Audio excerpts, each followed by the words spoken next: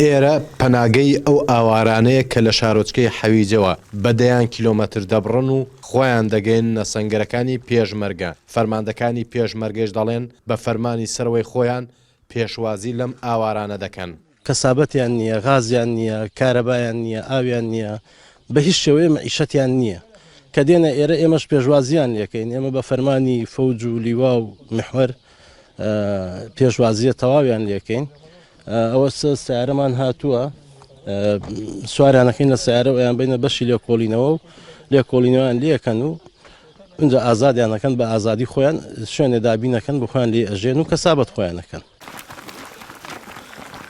هەر خێزانێک قەزای حەویجە بەجێ بهێڵێت ئاسانترین شوێن بۆی ناحیەی تازەیە لە باشووری کەرکووک کە 20 کیلۆمەتر لە حەویجەوە دوورە.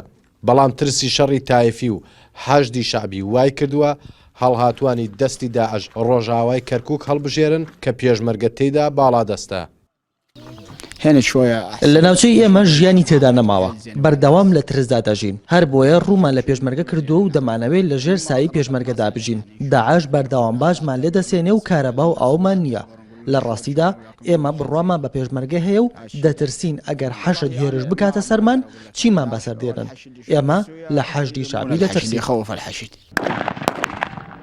لە ڕێکەوتی نۆی سێ 2015 و لەگەڵ ئەو ئۆپراسیۆنە بەرفراوانەی کە پێشمەرگە لە ڕۆژاوای کەرکووک بەرامبەر بە داعش ئەنجامیدا ژمارەیەکی زۆر ئاوارە ڕوویان لە سەنگەرەکانی پێشمەرگە کرد. فەرماندەیەکی پێشمەرگەش هۆکاری هەڵاتنی ئەو هاوڵاتی عەرەبانە بۆ لاواز بوونی داعش دەگێڕێتەوە.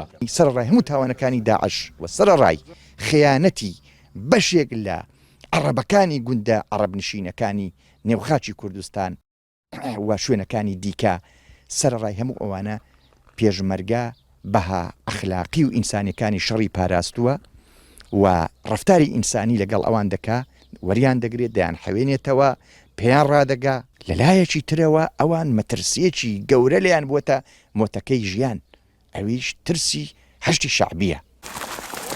ئاوارەکان لە دوای گەشتنیان بە سەنگەرەکانی پێشمەرگە ڕەوانەی ئاسایش دەکرێن و لێکۆڵینەوەیان لەگەڵدا دەکرێت. لە ماوەی 1 ساڵی ڕابردووشدا لە سنووری کەرکووک زیاتر لە 3000 کەس خۆیان ڕادەستی پێشمەرگە کردووە. ئاڵا وشیار NRT بەرزایەکانی حەوزی حەویجە.